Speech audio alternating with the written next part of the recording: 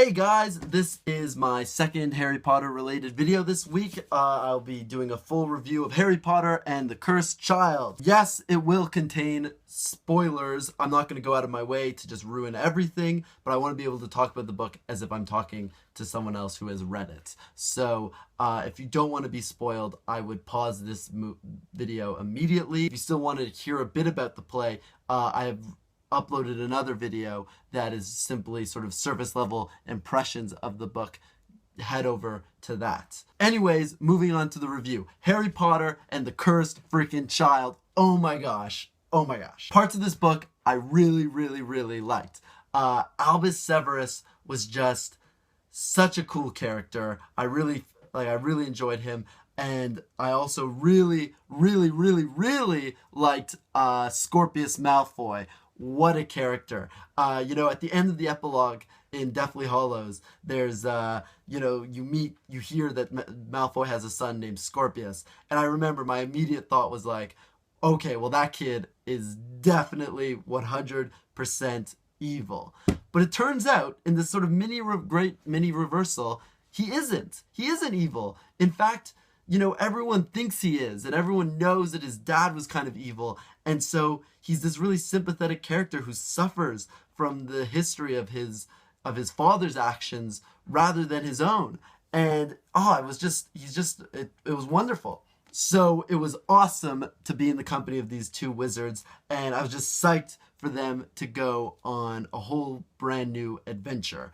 I hoped before reading this book that it would be a self-contained adventure, almost like an Indiana Jones movie, that it would be sort of unrelated to the other books.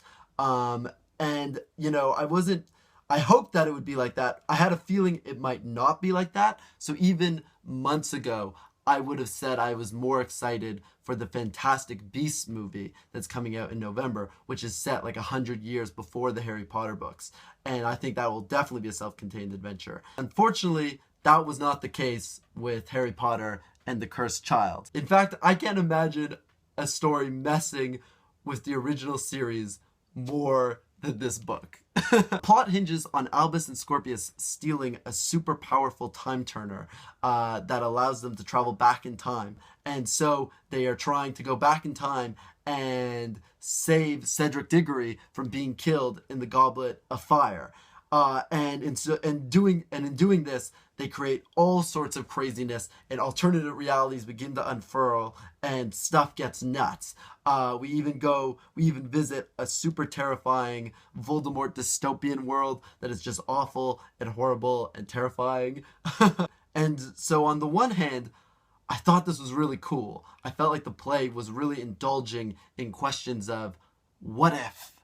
But on the other hand, all of this time travel, alternate reality stuff, tampering with time, made me really uncomfortable and anxious. Throughout the entire story, I was on the edge of my seat because I was watching, a story I love be tampered with by Harry Potter's own son.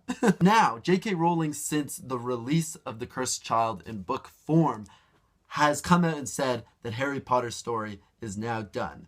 There might be other stories set in the same universe, but Harry's story is over. And I feel as if when Deathly Hallows was published, J.K. Rowling said a similar thing.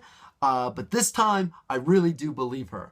Because if there is a thesis or argument running underneath the story of this play, it is that there shouldn't be a 9th or 10th Harry Potter book. There should be no more. Returning to Harry's story, as Albus Severus literally does through the time turner, only leads to, alternative realities that are, worse than the most terrifying of our nightmares. That said, I did like Snape's cameo. More things that I loved. I loved the whole episode on the Hogwarts Express where, Albus and Scorpius face off against like the demonic witch trolley lady and then jump off the Hogwarts Express.